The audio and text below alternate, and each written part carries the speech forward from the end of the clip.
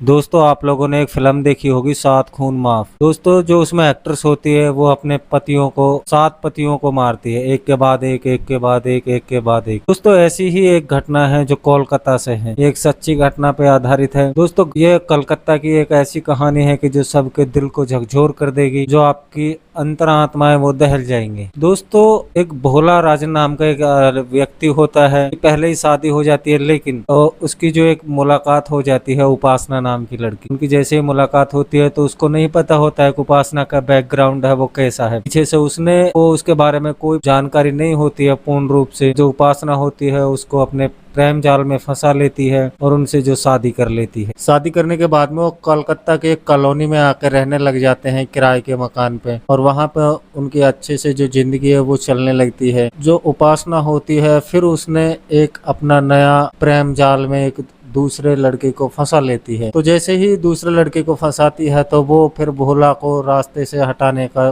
Plan बना लेती है। दोस्तों उपासना जो अपने हस्बैंड भोला को दरांती से मार करके उसको बाथरूम में पटक देती। तो दोस्तों किराए के मकान में रहती थी और कोई किसी का आना जाना नहीं था उनके घर पे, तो उसकी जो लाश होती है वो बाथरूम में पड़ जाती है और एक कुछ अनजान कागजों को जलाने लग जाती है। दोस्तों उनके पड़ोसी हैं जो इस तरह की बदबू देख करके उसके घर आते हैं कि उपासना क्या हो रहा है, घर में इस तरह की बदबू क्यों आ रही है और आप सामान क्यों पैक कर रही हो, कहाँ पे जा रही हो और भोला कहाँ पे है। तो उपासना कहती है कि भोला किसी काम से अभी इस शहर में नहीं है, वो कहीं पे गया हुआ है और मैं अभी दूसरे शहर जा रही हूँ। तो इस तरह की वो बातें करके घर से निकल जाती है और जो पड़ोसी होते हैं उनको उस पर शक हो जाता है किसी कारण और वो उसके घर में घुस जाते हैं। वो जैसे ही पूरे घर में सर्च करते हैं तो उनको देखने को मिलता है कि बाथरूम से जो खून बह कर के आ रहा है। वो पड़ोसी होते हैं, वो बाथरूम को खोलते हैं, देखते हैं कि भोला की उसमें एक निर्मम लाश पड़ी हुई है जिससे अभी ताज़ा खून निकल रहा है।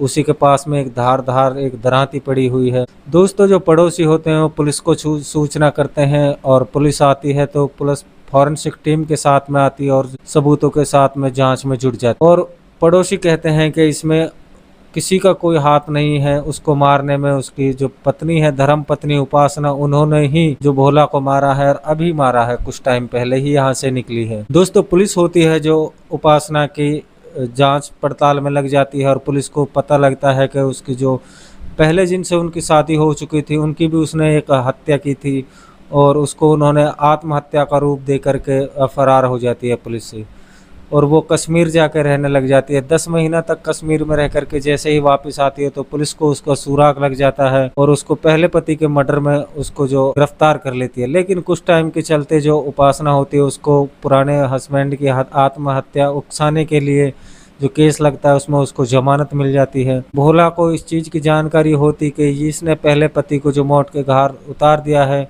ये मुझे भी उतार देती तो शायद वो उनसे शादी नहीं करता। जो भोला है और भोला और उनकी जो लड़ाई होती है, वो भोला कहता है कि मुझे अपनी पहली पत्नी के पास में जाना है। चीज को लेकर के उसकी जो लड़ाई हो जाती है अपनी पत्नी से और पत्नी इसको अंजाम दे देती है और अपने नए प्रेमी के साथ में भाग जाती है। दोस्तों पुलिस ने अभी जो उसका प्रेमी है उसको तो गिरफ्तार कर लिया है, लेकिन अभी पुलिस अभी उपासना को पकड़ने में असमर्थ है। वो अभी लेडी किलर बन के बाहर घूम रही है, फरारी काट रही है। देखना यह होगा कि क्या भोला को इंसाफ मिलेगा या नहीं मिलेगा। तो इस तरह की रोचक तथ्य कहानी सुनने के लिए आप हमारे चैनल को जो सब्सक्राइब कर लीजिए और बेल आइकन को दबा लीजिए कि जो आपको हम डेली के डेली एक नई कहानी के साथ में हम आपको एंटरटेनमेंट कराते